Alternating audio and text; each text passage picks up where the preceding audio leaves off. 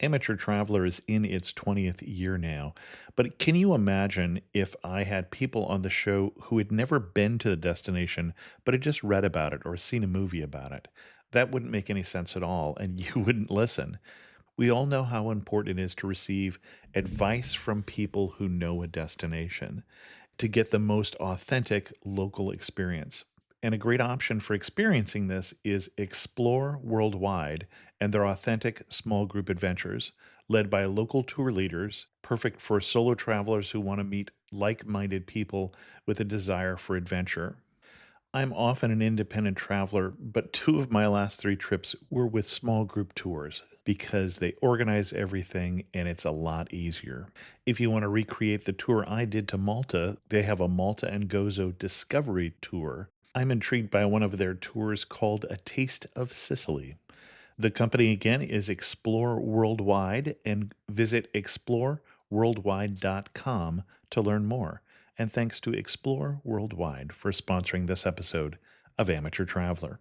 The nights are long, the days are short, and the weather is chilly to downright cold, depending on where you are. It's a good time to slip into a Quince iconic Mongolian cashmere sweaters, which start at only $50. You can treat yourself to everyday luxury at an affordable price with Quince. If you really want to dive into luxury, you can check out their leather handbags, washable silk shirts, and European linen sheet sets. Whatever you're looking for at Quince, all the prices are 50 to 80% less than similar brands, and they do that by partnering directly with top factories and cutting out the middleman. They only work with factories that use safe, ethical, and responsible manufacturing processes. And of course, they use premium fabrics and finishes for that luxury feel in every piece. But you've already heard me rave about my Quince travel pants. Treat yourself this winter without the luxury price tag. Go to quince.com/traveler for 365-day returns plus free shipping on your order. That's QUINCE.com/traveler to get free shipping and 365-day returns. Quince.com/traveler. And thanks to Quince for sponsoring this episode of Amateur Traveler. I got my bags packed, I'm on a roll. I'm heading out there and I'm ready to go. I'm looking real good in my passport photo. Oh no. 15 Amateur Traveler, episode 767. Today, the Amateur Traveler talks about dolphins and boulders, fairy pools and fairy doors, waterfalls, and a hole in a rock as we go to the New Zealand Northland. heading home, but maybe not today. Welcome to the Amateur Traveler. I'm your host, Chris Christensen. Let's talk about New Zealand. I'd like to welcome to the show Heather Markel from heatherbegins.com. And Heather has come to talk to us about New Zealand. Heather, welcome to the show. Thank you so much for having me. So excited to be here. And what is your connection with New Zealand? You're in New Zealand now, although your trip there has been a little longer than perhaps anticipated. Indeed. I've been a full-time traveler for several years, and in February 21st of 2020, I landed here, zipped around the South Island thinking it would be like a 3-week trip before heading off to Australia, and then the pandemic was declared, and then I ended up being locked down here, and I'm 2 weeks shy of my 1.5-year anniversary in New Zealand. Got it. And why should someone go to New Zealand? Not just to avoid the pandemic. So Yeah, really. Well, although, you can't get in now anyway, but that Right. would be a stellar reason. But I think there's a lot of reasons. I mean, first off, I don't know if you ever saw the Disney film Moana, Mhm. but I didn't know at the time that there's some talk that it may be based on New Zealand, and coming here and seeing these landscapes that reminded me a little bit of the Moana film, and just it's so ungodly beautiful. It's insane. Also, because I've traveled a lot in the world, experiencing lots of different indigenous cultures, learning about the Maori people and how I think they've made it a little bit better than a lot of how other indigenous peoples are treated in other countries. Mhm. And learning about that culture here is really fascinating. And then just that people here are so kind and helpful. I mean, I've been so deeply touched by how out of the way people have gone for me, but that's just how they are. It's not just me. It's just an amazing people. Excellent. Now, this is not the first show that we have done on New Zealand after 16 years. So, what kind of itinerary are you going to recommend for us? I'm actually going to recommend an itinerary in the north, the Northland. It's the north of the North Island of New Zealand, Hmm. which is an area that I really think people miss, especially a lot of the guidebooks and advice is to go to the South Island. And I know that when I was there for a few weeks, I felt like I mean, it's gorgeous. You should go, but Hmm. it is a bit like a tourist circuit. Whereas up here in the north, it's not as highly touristed and it feels more authentic and laid back. Interestingly, up in the North Island, there's also a lot more Maori people, and I learned Hmm. that's because of the weather. Basically, they chose the North Island versus the South Island because the weather is less harsh up here. And in fact, the itinerary I'm talking about, what's really nice about it is it's an all year round itinerary, but especially if you want to come to New Zealand at probably a less touristy time, which would be their winter, the Northland actually is much warmer. So you don't have to Right. deal with those extreme temperatures, snow, all that stuff. Although actually, sorry, it did snow here yesterday on the west coast of the North Island, which is like unheard of. But all in all, it's a much warmer climate up here too. Yeah, you mentioned the Maori people were predominantly in the North Island. I'm trying to remember how many different groups there were, and I don't remember whether tribe was the right designation, but different clans or whatever there were. And I want to Yeah. say there were like 12, and only one of them was in the South Island, something along those lines, as I recall. I've spoken with a few different people, and they've told me about their beautiful tattoos and how it connects them to their family. And what I've understood is that each, if you want to say tribe, has like you have to have a very special training in the tattoos because Hmm. there are in fact hundreds of them. And so it's each one has its own lineage and symbols. So I don't know if it's 12 or 13, but I understood actually there were hundreds. Excellent. Well, where are we going to start? I assume we're going to start in Auckland. Yes, so what I would recommend is flying into Auckland and then you can fly up to Kerikeri. If you don't fly, the bus ride or the driving is roughly 4 to 5 hours, so it's Hmm. doable. But you can also fly into Kerikeri, but you can't, if you are flying up, you must transit via Auckland, which is why I'd recommend just start there, fewer flights. Okay. So you could do all this in roughly 10 days, but I'd say if you could do 2 weeks, you'd be a little bit more relaxed. But so I'd say come up to Kerikeri and spend a few days here because there is so much to see, and I'll go into that. And if you use it as a base for part of the traveling, it's a great place to do that.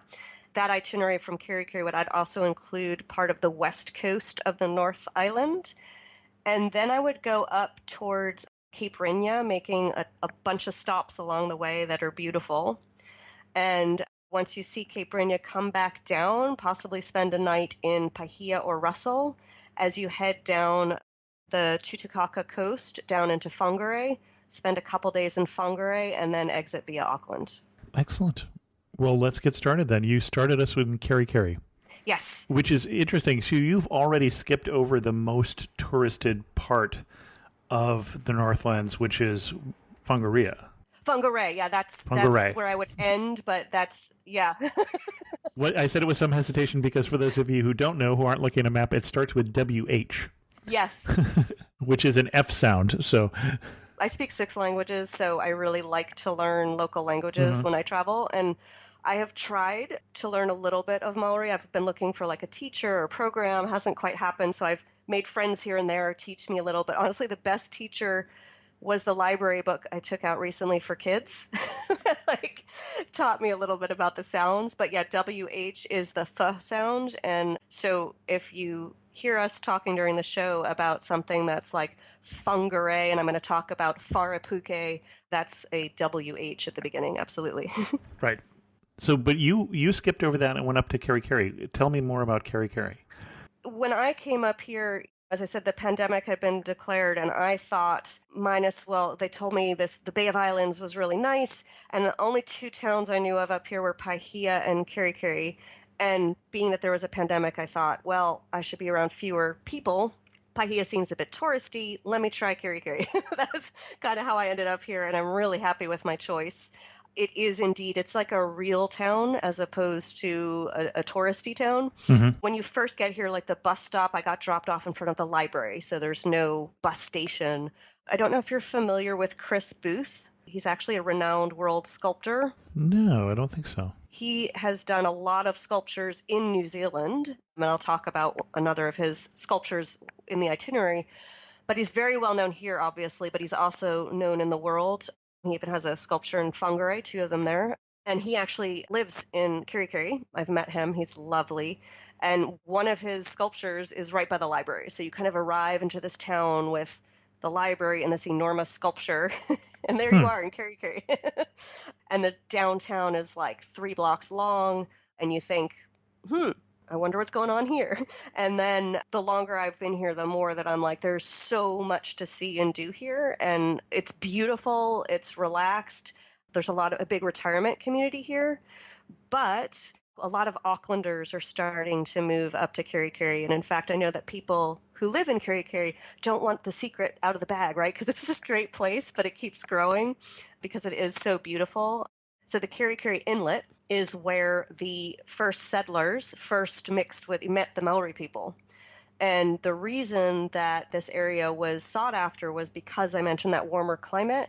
The soil is great for growing things. The plants, the trees, the nature here is incredible, as it is on all of New Zealand. But there's a lot of kiwi fruit orchards. Oh, by the way, side note, it's very important that we call it kiwi fruit and not kiwi. Because the kiwis are the people. They're the people and the birds, And the birds. You don't want people thinking that you're going to eat one of those. Got it. Okay. Yeah, so there's a huge, there's a bunch of kiwi fruit orchards in Kirikiri. And if you're really lucky and you're in New Zealand, especially up here in like the March to May timeframe, you can try a red kiwi fruit. They are so new that I've met New Zealanders that have no idea what I'm talking about and have never tasted one or heard of one.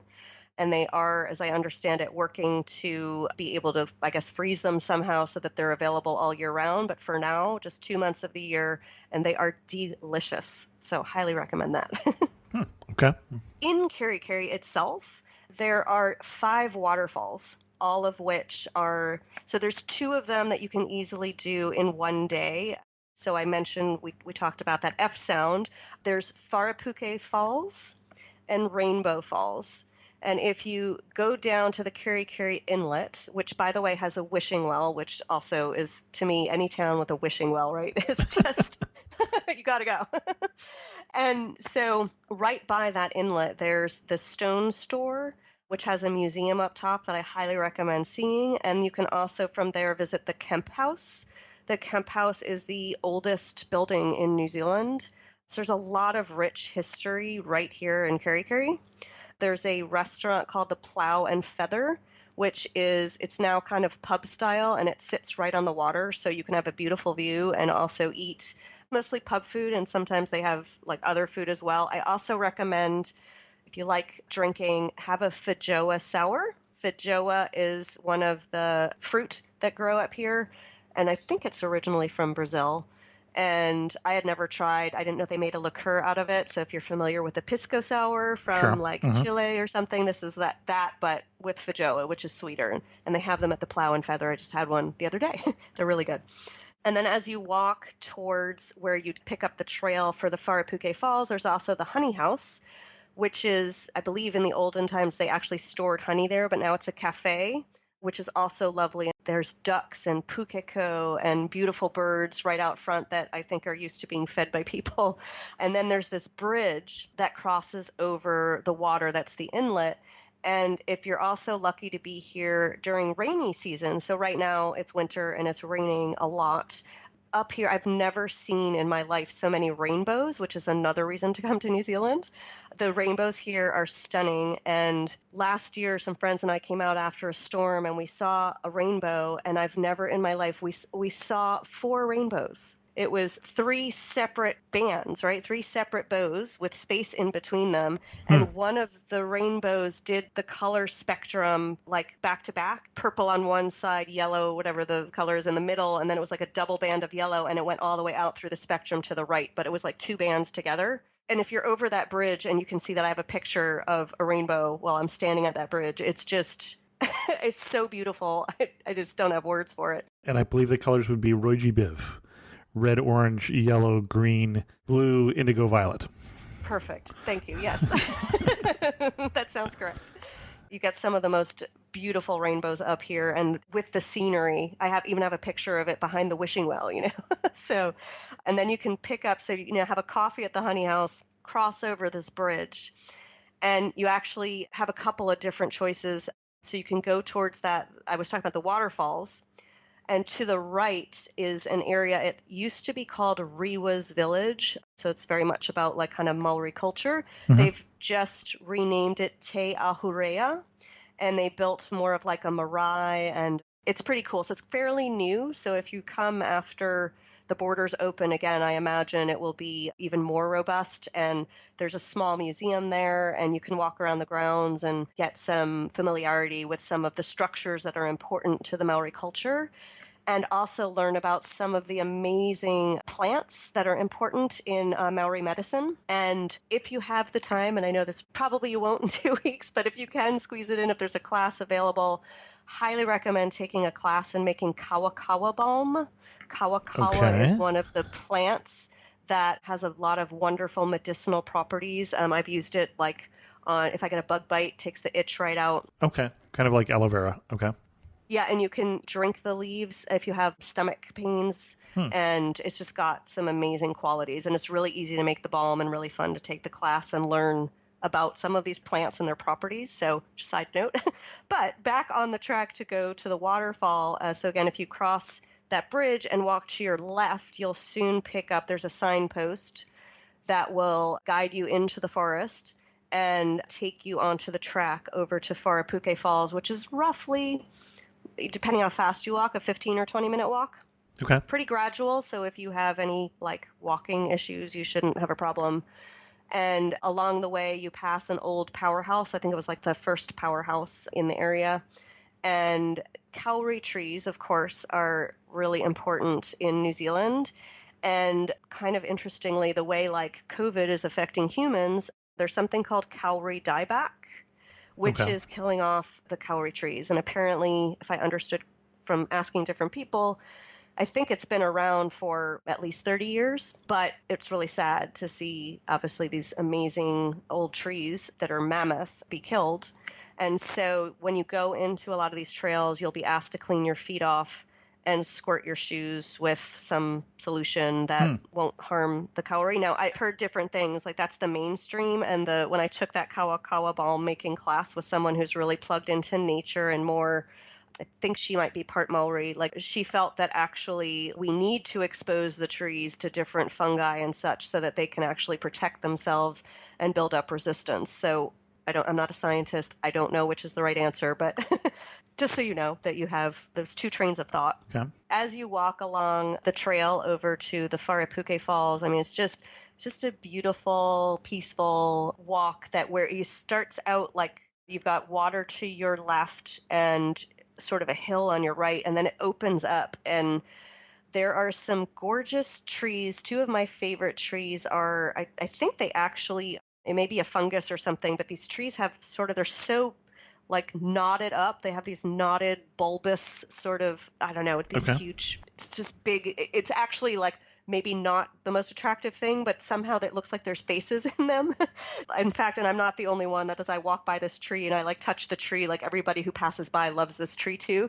So make sure that you say hello. It's like a wise old tree. And then you just walk a little bit further and you will get to the Wharapuke Falls, which if you're having been here and been lucky to be here in different seasons, it's really interesting because when you're here in the rainy season, the water is pouring over the entire falls from left to right. And if you're here at a warmer time of year, it's not a trickle of water, but much less water gushing out. So kind of neat to see it in different seasons. And then what's cool is that if you want, you can continue upwards from there and go to Rainbow Falls, which is probably another 30 to 40-minute walk. And you can just walk through the forest and you will pass some houses along the way. And then you end up at Rainbow Falls, which the way my understanding is why it's called Rainbow Falls, if you get the right lighting, the sun against the water at Rainbow Falls will make a rainbow appear. Okay. I assumed that was the name. Right? It took me a couple of hikes there to realize that once, if you follow this track that I'm saying, as opposed to, you could also drive to their car park. And then you're approaching the falls from up top and walking down. But if you're going the way I just recommended, you make sure you do walk up. It is a little steep in one part, but the view, there's 2 lookout points up top that are, they're just amazing. So to be able to look down on the falls is just magical. And then there's a tea room that I also highly recommend that you stop at. It's kind of a nice stop if you've done that whole walk to go to that tea room. Just make sure that you do check the hours, whatever time of day you're going, because a lot of things in New Zealand, you're probably familiar with, like the work-life balance. They don't work like Americans do till all hours of the night. So things close, especially places that serve coffee and tea, close anywhere between 2 p.m. and 4 p.m. So just make sure that you've gone on the website and check their opening hours before you plan to do that. Konnichiwa, I'm Yuki, a tour leader with Explore. Who knew that hidden among Tokyo's towering skyscrapers was a peaceful tea house surrounded by ancient trees and serene ponds? Actually, I knew. It was my mother's secret sanctuary. Not everyone knows about Tokyo's Hamarikyu Gardens. Arigatou gozaimasu. But you will if you explore. Search exploreworldwide.com and don't just travel, explore. These are violent criminals, so they're not going to go down easy. ABC Tuesdays. Let's get this done. The Rookie is back. We have 2 new rookies starting today. Howdy. Being a cop is stressful 24/7. Every year on the job is different. And Training Day We have a serial killer at large. never ends. We need an ambulance! The Rookie. All new Tuesdays on ABC and stream on Hulu. So yeah, so that's one of the waterfall walks that I would recommend. Along the way, so there's something also called the fairy pools, and you can see them as you do the walk from the Wharapuke to the Rainbow Falls. There is an area where you can actually stop and see the Rainbow Falls from a little bit of a distance. You're a bit higher up, but if you want to see them up close, there's also, I mentioned starting out from the stone store. If you are at the stone store and you walk up past the honey house and look out on your right, there's a trail that's got ribbons tied around it, and it's got a warning about this trail is not maintained, you're at your own risk kind of thing. And what I learned is New Zealand has something called DOC, I think it's the Department of Conservation, that is responsible for maintaining a lot of these trails. This one is actually maintained by local people, and it's maintained really well. So it's just that because DOC isn't officially maintaining it, they put that warning up. You can take this little path, and it will take you all the way to Rainbow Falls up close, and then you can actually go sit in a rock and be right by the water, and it's absolutely beautiful. Okay. Also, so all of these waterfall walks, they start from right around the stone store, so it's cool. I mentioned the Plow and Feather restaurant. If you go a little bit up from there, there's 4 like Maori totem poles that welcome you, and if you walk through them and up a hill, you go down the other side, and that's how you get to the Wairere and the Secret Falls. Now, should you be telling me this? I know, right? The worst kept secret in the world, maybe.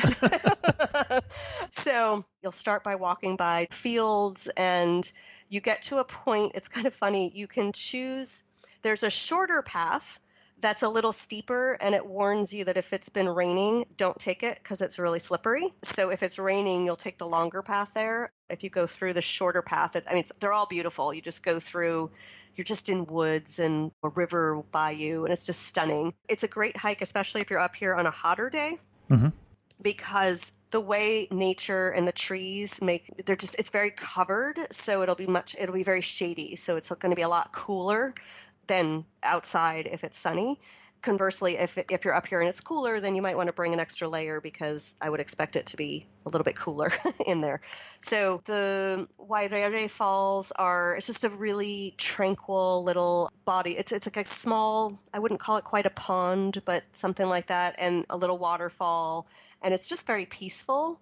and you can also sit by there. And then the Secret Waterfall is easy to miss, and that's probably why it's called the Secret Waterfall. You actually have to be paying attention because it's sort of like there's a fork where you can go right to the Wide Area Fall and left to the Secret Falls. And when you walk to the Secret Falls, the ground is a little bit difficult to navigate. So just be paying attention because there's tree roots and things like that. And at one angle, I swear I felt like I was looking at like an Indiana Jones scene or something from that movie. And then you get closer and it's not like that at all. But it's just a lovely smaller waterfall. And what's really nice is that you can actually, and again, find the trail that walks you up above the waterfall and you can just follow. It's kind of neat to be at the top of it and see this calmer lake that feeds this waterfall and be able to see it from beginning to end. So that's just a really beautiful experience. The final fall up here is called Charlie's Rock. And that's the only waterfall, that doesn't start by that stone store area. And I have to say, every time you said stone store, I'm picturing a store that sold stones.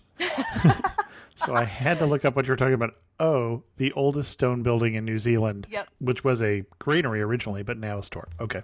Yes, got it. And it's really neat to go in there. You kind of feel like you might be in the 1700s or 1800s, and they sell really cute things. And like I said, if you go upstairs, there's 2 levels of museum, which explains all the history of that area, how the settlers came and the Maori came and the battles that happened. It's a really interesting place. And so if you're here in Kerikeri, I keep repeating it just because everybody knows where the stone store is. So if you don't and you ask someone, like everybody knows how to point you there. Got it. So the Charlie's Rock you have to drive to, and the closest site that might be easy to find to navigate there is called Parrot Place. Parrot Place is an adorable bird sanctuary. Having traveled, I now am less fond of animals that are inside cages, but this one is actually quite nice. There's an aviary where the birds are flying free. There's also a section where they have the birds out and you can they'll crawl on your arm if you want them to. And the aviary, they definitely will go on your head or your arm or hang out with you.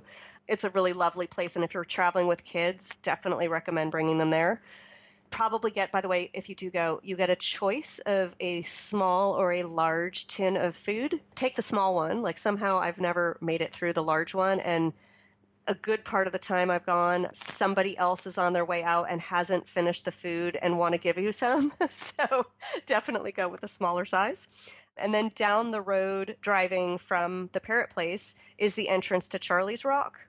And I would say of the 5 waterfalls, the walk to get to it is perhaps the least gorgeous in nature, that kind of thing. And also, if it's been raining, there is a section that can be quite slippery. So I don't recommend that if you have any walking issues. But if you don't, once you get past it, you end up at just this really quaint waterfall, and I think people swim in it. The rock formations are kind of cool. Of the 5, I would say if you didn't have time, maybe skip that one. But if you have the time, definitely worth taking a look at. That's the waterfall things to do here. The other amazing things to do here, and again, if you are short on time, you're not going to be able to do everything, but Aroha Island is right nearby. It's only opened in the summer months. It's a very small island, and I think what's cool there is if you did have the time to stay overnight and you could book it, you might hear the kiwi birds and be able to actually possibly see one. It has that brigadoon quality to me because it's only open part of the year. So I really enjoyed that. And that's an eco park. It's Kerikeri, but it's sort of like, what is the road? No, I just meant it's an ecological preserve. Oh, sorry.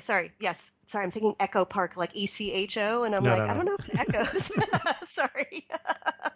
It's really funny you say that. Being here so long, the accents on words, I'm now really confused. I probably would have been listening for Eco Park. Got it. And okay. just different words. Like last night, I forgot the American word for coriander, which is cilantro. So it's very funny. The longer I'm here, the more I forget my little American words like that. So there's tons of amazing things to see in Kerikeri. I would stay at the Wharepuke subtropical accommodation while you're here. Is a beautiful place that you can stay if they have a cottage available for you, and eating at Maha Restaurant, which is one of probably the best restaurant in the area. And check out Marsden Estate if you like wine. They have some of my favorite wines in the area and a wonderful lunch. So I would make one of the days that you're here, you can use Keri Keri as a base and go out to the West Coast, specifically Opanoni and Omapuri. It looks like when the way to pronounce them, that's how the correct pronunciation. When I first saw it, I thought it was Omapere and like Opanani or something, but they're about an hour and a half drive from Keri Keri. And oftentimes the weather on the West Coast is different than the East Coast. So also check the weather. It could be pouring in Keri Keri and beautiful and sunny on the West Coast. What you want to see there are 2 sets of boulders and an amazing tree. So the Tane Mahute, I don't know if you've heard of that. It is the oldest kauri tree in all of New Zealand. It was alive at the time of Christ. And it is huge. It is amazing. So definitely want to stop off and just walk through. It's a little nature reserve, and you'll walk along a boardwalk and you'll see this giant tree, and it's just amazing. So that's a definite thing to do. Opanoni is known in 1955, I believe. There was a dolphin that was like playful and friendly and came and lived in the harbor, and they named her Opo. She unfortunately passed away in 1956, but I think that's where the town gets its fame. And they have a fish and chip shop that everyone goes to. So if you're there. But unrelated to the passing of the dolphin. Unrelated. Yes, they don't eat dolphin. That was just put really close together there. Okay. Sorry. Yes, good point. So the boulders are, a lot of people, if you look at a guidebook, are going to go to the Moraki boulders, which are in the South Island. And I've read a lot of reviews of disappointment. The Kutu boulders up here they're amazing. They're round boulders. They're almost perfectly round, and they're just stunning. You do need to check the tide forecast, because you can only see the Kutu boulders at low tide, which obviously happens twice a day. So make sure to time your visit appropriately and know that I thought logically the tide would, if low tide is at 2 p.m. today, I thought, so it'll be at like 2:30 or 3 p.m. tomorrow. Nope. It's like hours difference. So there are websites you can Google the tide. You have to get to the Kutu boulders in alignment with low tide. And when you do, for now, it doesn't have a lot of tourists. So if you came soon after the borders open, I would think it would be one of those little touristed locations where you walk along a beach and then you think, when I first got there, I was like, this is it. There were some little round boulders that were like up to my arm or something. And I was like, well, that's interesting, but this is it. Keep walking and you get to these gigantic boulders, and it's just stunning scenery, and the boulders are all along the beach, and it's just a stunning view. So there's those boulders. And for those who are geologists, these are a concretion. I thought they might be, so I looked it up because I'm familiar with seeing these in the western U.S. in some places, and they're an interesting geological formation. Yeah. Speaking of interesting geological formations, the other one, the Wairere boulders, are, as I understand it, the only place in the world where it's basalt stone, not limestone, where the rain has fluted, it's made fluting patterns in basalt, which cannot happen unless there's acid rain and the rock is in a position long enough for that acid rain to wash over it enough for that to happen. The stones all started at the top of a hill, it used to be a giant kauri forest. And over time, they've rolled down, except for one, which is called a magic rock that's still at the top. And as they rolled down, they stayed in the same position for like 5,000 years at a time, which is what allowed the rain mixing with the kauri tree soil, which is the acid, to wash over it. And I mean, it's unbelievable. So before this, I have to tell you, like, geology was not my main fascination, but that was amazing. And you can take a kayak and you can go out in the river and you can go in the water to see all of these sites. You can walk them. If you have kids, they have fairy houses, and they've done some really creative painting and work with some of the stones. So it's really fun for kids too. I don't know what a fairy house is. I mean, I can picture what one might look like, but I'm picturing something out of the Brothers Grimm. So what do you mean by a fairy house? What they do is they just take the trees and you just have to look. They'll have a painted fairy door. Okay. It's really cute. So, and it looks like fairies. You want to knock on the door and see if they're home. So you have to go on this walk and find all of the little fairy doors and like I said, painted rocks and stuff that are like animals or fun shapes and things. So I just recommend going in there and seeing it for yourself. Okay. And if you go on their website, the White Idaho Boulder website, which is actually, I wrote a blog post about it on my blog. They have some pictures of it, and they also have a Highland cattle on the premises, and you can also stay there overnight. It's a whole experience you can have there if you want. Or, like I said, if you're limited on time, just go for the day and come back. So that's the West Coast I'd recommend, and the Kerry area. And then the last piece up here to get to, of course, is Cape Renia. That is about a 2.5-hour drive north of Kerry. So presuming you don't want to do a 5-hour round trip drive and fit all this in a day, I would recommend leaving Kerry and staying overnight in either Cooper's Beach or the Kerry Peninsula to break up the trip. And along your journey, what you want to stop and see, like quick stop in a town called Kaeo, spelled Kaeo. They've got a jandal fence. Jandals are flip-flops. I don't know where this started, but they're all, you have to see it. So you have to take a picture. It's a cute little town. And then you can stop off if you have guts at St. Paul's Rock, which is a volcano. And to hike up, the views from the top of this thing are like 360 views. They're stunning. However, there is a section of the climb up which is perpendicular. I had to have a friend push me up and help me down because I was terrified. There is a chain that helps you, but it's just a little bit terrifying. So if you aren't up for that, don't do that walk. But if you like that kind of thing, definitely worth it for the view. You must stop off in Manganui to do the Mahinakua Peninsula walking track. It is 2 hills. You'll walk up the first hill, down, and then up the second one. And again, it's just some stunning, stunning scenery and well worth the hike. And you probably need at least a couple hours to do that. This episode is brought to you by Shopify. Upgrade your business with Shopify, home of the #1 checkout on the planet. Shop Pay boosts conversions up to 50%, meaning fewer carts going abandoned and more sales going cha-ching. So if you're into growing your business, get a commerce platform that's ready to sell wherever your customers are. Visit Shopify.com to upgrade your selling today.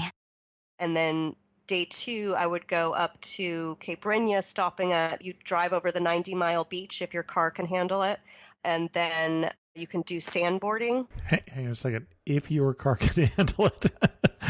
I did a tour, which had those big tires that can drive in sand, right? So make sure that you're like in a SUV or something. Check with the tour company that you get your car from, right? Otherwise, maybe don't drive the beach. It's just kind of cool because it's called 90-mile beach. It's 90 miles of beach. Well, and for those who aren't clear, who aren't looking at a map here, you are on the very tip of the northern part of New Zealand. Yep. Yes, exactly. And then you want to stop at the Kauri Tree Museum, which is actually part of the museum is inside the trunk of a dead kauri tree. It's quite stunning. And Cape Renia, when you get there, you walk out to the lighthouse and very much feel like you're literally at the end of the earth because New Zealand, there are parts of it that there's just you can't see any other land masses. There are 2, I'm trying to think, I think it's the Tasman Sea and the Pacific. There's like an ocean and a sea that converge right in front of the lighthouse. So it's just kind of neat to see the 2 bodies of water come together and make that line. I'm used to the sea breaking on the shore, but it's like it breaks into each other in a straight line out to the ocean. So it's just a neat sight. It's also a sacred site to the Maori, so just a great thing to see. And yes, you got the seas right. Oh, good. Thank God. I'm like, I should know this. That would complete my Kerry and west and north of Kerry, what to see. And from there, as you work your way from Kerry down to Whangarei, I would stop off if you can, stay in Russell, which is the town that's across the water from Paihia. I would recommend that because it's just quaint and beautiful. And it sort of reminds me of maybe a laid-back Hamptons town, but without the sort of nobody here is uppity or anything. So it's just, it's like super laid back. And Russell has some beautiful hiking trails as well. And there's the Pompelier House that you can visit. I think you did the Hole in the Rock tour, didn't you, from Paihia? I did. So I don't know if you know, but if you do that tour and you don't see whales or dolphins, you get a free ticket to do the tour again. Okay. I did not know that, but we did see. So I did not. And of course, I've been here long enough that I was able to use my I got my ticket before lockdown and used it again after lockdown. And when I told the skipper that I was there for the second time because I hadn't seen anything the first time, he said, if we don't see anything today, it's your fault. And we saw whales and dolphins, so it was great. Well, let's just back up a bit here. So when you talk about the Hole in the Rock tour, we're now on a boat, and Yes. we're going out into the bay, and you mentioned this at least once before, the Bay of Islands, that we're in this bay called the Bay of Islands that has, strangely enough, Yes. a number of islands. It does. One of which has a hole in the rock. So that is the Hole in the Rock. And so you tend to take a boat out to the Hole in the Rock, which is a hole in the rock. But along the way, there are opportunities to see and sometimes swim with dolphins. Now, this is free dolphins, not dolphins in captivity, so it's up to them, right? If you see dolphins and people are interested, they will stop the boat, they will get people in the water, and sometimes the dolphins feel like playing, and sometimes they don't. And that's entirely up to them. And there's a pod, I think it's the bottlenose ones that are like more endangered. So the boats aren't allowed to stop in the morning at that pod. Okay. Only in the afternoon. So sometimes the afternoon cruise might be better because they can actually stop and you can see the dolphins if you do see them. So I was there, like you're talking about, in the winter, the New Zealand winter. And I'm told the cruise is a little better in the summer months or in other months rather than the winter, where it's a little rougher for one thing. Definitely. And of course, and I should have mentioned too that, by the way, I mentioned Russell, but of course, getting there, you have to stop in Paihia. And I know you've been to Paihia before. Cute little town as well. A little bit more touristy though. So that's why I'm saying if you can stay in Russell, it's really special. But Paihia is also lovely, as I think you know. And is that where I'm trying to remember this? Where do the boats go to the Hole in the Rock? Where do they leave from? Paihia. They do leave from Paihia. That's why I assumed from what you were saying. And also the ferry. So if you did the Hole in the Rock tour, it includes free transit to Russell. Oh, so you okay. can actually get off there, do the cruise, and on the way back, get off at Russell, come back the next day. So it's kind of nice that you can combine two things in one. And you get off at that, I can't pronounce it, but it's like the Ulupuru, it's like got a long name. You get off at an island and you get to hike for 45 minutes, which is an island in the Bay of Islands, as you said. Okay. Puka. That sounds I'm going to just like say it. that's the right way to say it. Somewhere there is a New Zealand, a Kiwi who is listening to this laughing at my pronunciation. But. Yes. So, and it's a beautiful island. I've been lucky to do it twice. So I've seen the left and the right sides of the hike, and they're both equally beautiful, but I feel like you should see both or run if you're good at walking fast. So that's a beautiful stop. And then after you've spent, like I said, if you can do a day or two in the area, you want to go down to Whangarei. You'll stop off in Kawakawa, the town, right? So there's the tree I mentioned earlier, and now there's a town called Kawakawa, which is known for their Hunterwasser toilets. And so Hunterwasser is this German guy that was apparently really figured famous. that out. Do you know? Okay. Yeah. And it's really funny, by the way, in New Zealand, famous people it's not a big deal. It's just not the same as fame in America. So as a side note, a movie came out here within the last few months called James and Izzy. I don't know if you heard of it. No. So it's about a Maori man who is looking after his mother who's turning 100 and planning her birthday. And we get to know the family through the 5 days before the birthday and all the planning. And it's really a great movie. So James was living in Kawakawa. And so I contacted him on Facebook and I was like, I love your movie. He and his mom drink whiskey. And I'm like, I'd love to come and grab a whiskey or a coffee with your mom. And he actually responded. And when I went to Kawakawa, we met for a cup of coffee. So like in America, I can't even imagine a movie star even responding. So that was lovely. Okay, but you were going to, but you were going there for the toilets. I was. And you really mean toilets. You're talking about a public toilet.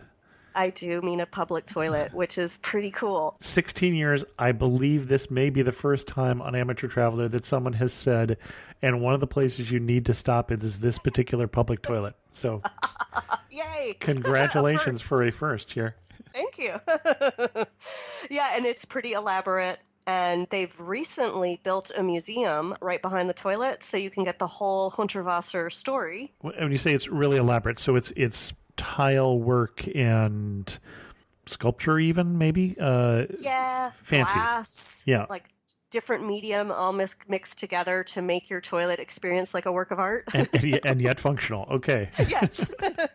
Because Friedenreich Hunterwasser was an architect and visual artist, I understand now. Yes, exactly.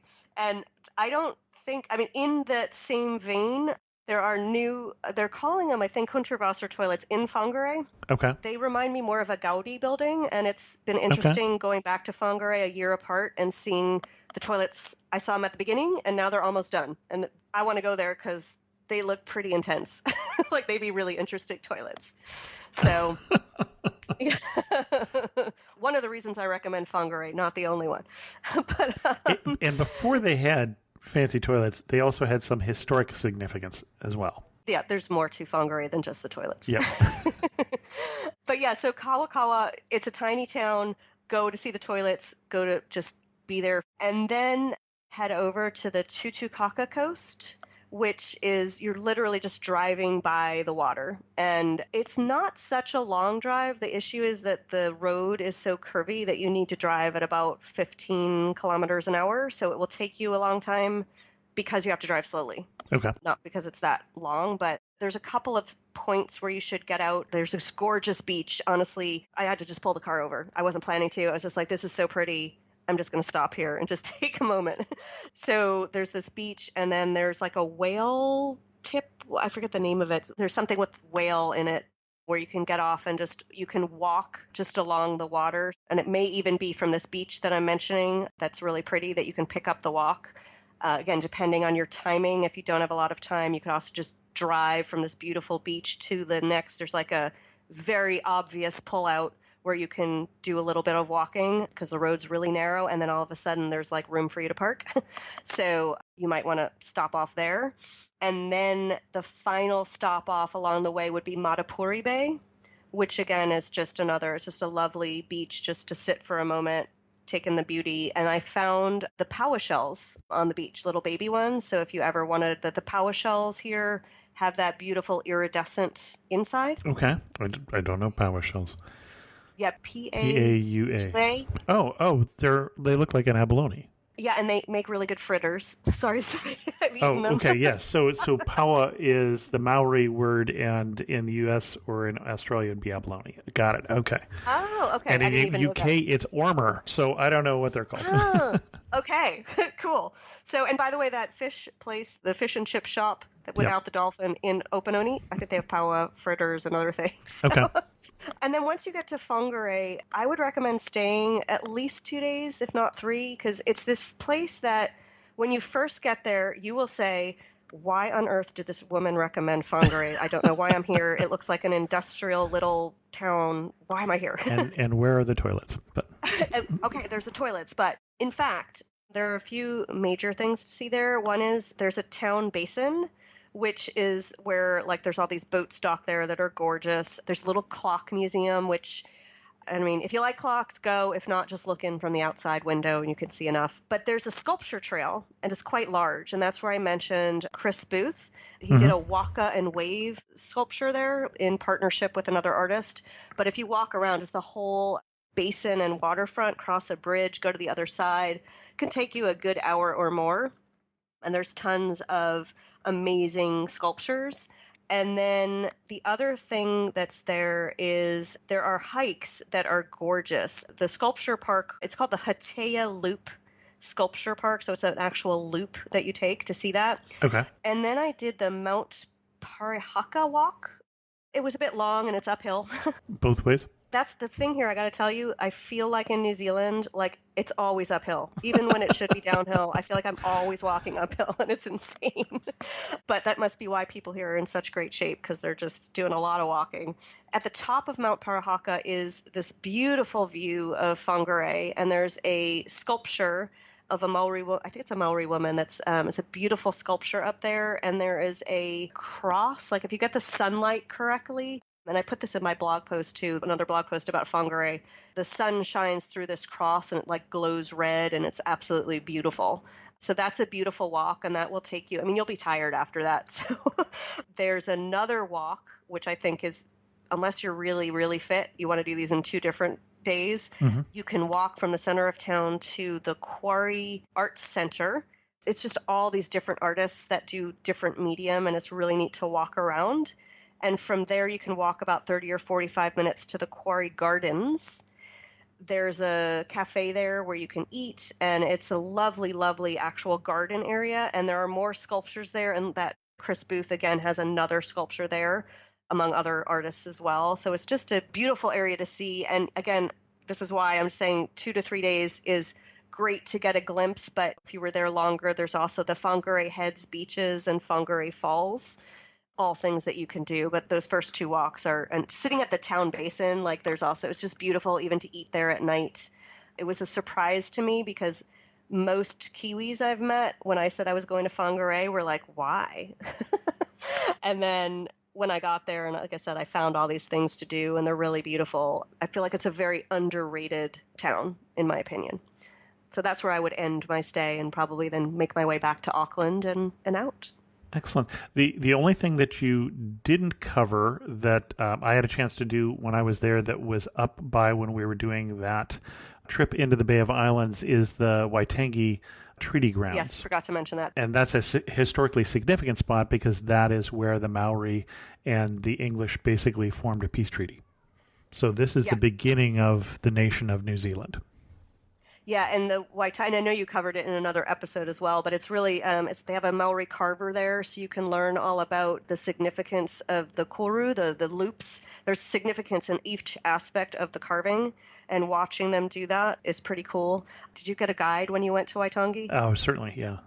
Yeah, because they're fascinating, and they're hilarious, and they talk about the boats. And did you know that Princess Di visited there, and they actually took her out in one of those long boats? Oh, okay. Interesting. Yeah. So we're talking about the Maori canoes. Yes. War canoes. They're big. Yes. Yeah. Thank you for bringing that up because yes, Waitangi is a must-see when you're here. It's a really amazing place. So, and I said that we have done other episodes of Amateur Traveler even on the North Island. If you want a companion episode to this, if you have more time, you can do this section. And then the trip that I did sort of goes as far north as there and then goes further south and does more of the rest of the island, including the Coromandel Peninsula and Hobbiton and places like that. So go listen to that episode. I'll put a link to that in the show notes. We've got at least 3 shows, I think, that cover the North Island. So excellent. I want to do some wrap-up questions, but before I do, Heather, anything else that somebody needs to know before they head to the northern part of the North Island?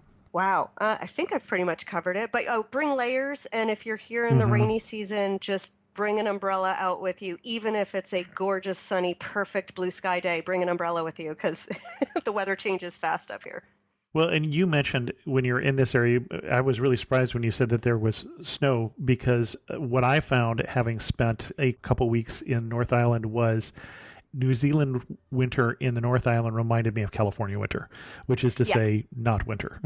So it's very true. For those of you who have real winter, that is, you've got the wrong mental picture. That is not what we're talking about here. There was an Arctic blast, and with the climate change happening, so it's very rare that up here gets snow, but apparently the West Coast, again, which is more unruly weather, was getting some snow.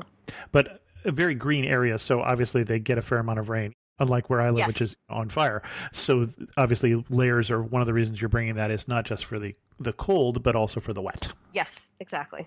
Excellent. Couple wrap-up questions. You were standing in the prettiest spot in the North Country. Where are you standing and what are you looking at? That's a tough question. I would say one spot that was beautiful that I actually forgot to mention was Matauri Bay. Okay. Which is also gorgeous. Do you know the Rainbow Warrior, the Greenpeace ship? Greenpeace ship, yeah. Yeah, it's buried right in Matauri Bay, and you can actually scuba dive and see it if that's your fancy. But the view from across the bay at Matauri Bay, where there's another Chris Booth sculpture that commemorates, it actually uses the propeller from the ship. That view was probably one of my first stunning views, but the problem I have when you ask me that question is Marsden, by the way, Marsden Cross, looking out at the water, another stunning view that's right near Kerikeri. Everything here is like I could tell you this is the most beautiful spot I've ever seen, and that's the thing about New Zealand. Like I'll say that, and then tomorrow I'll go somewhere else and be like, this is the most beautiful place I've ever seen. So I don't know how to answer that with one thing. It really is. Excellent. Well, it's really one of the reasons I do this show, honestly, is that somebody gave me a hard time last week for being a real fan of California, which is where I live. But obviously, if I was such a fan, I wouldn't go to all these other places and really enjoy them. That includes domestic, international, and everything. There's some amazing places in this world. There are. One thing that makes you laugh and say only in New Zealand. You know what? One thing I love is the barefoot walking. When I first came here, I thought people didn't have enough money to afford shoes. And now I take my shoes off as often as possible. And so I just laugh. When I'm at the New World supermarket, I still laugh when somebody's like barefoot in the supermarket. I think that is the coolest, naughtiest thing ever. And I've done it once because it just feels so naughty and so fun. And it's not against the rules there, which it would be here? No, you can go to the restaurants barefoot. You could go like they want you to be barefoot because you're more connected to nature. It's beautiful. Interesting. Okay. Well, restaurants, you could probably get away with it here, but grocery store definitely not allowed.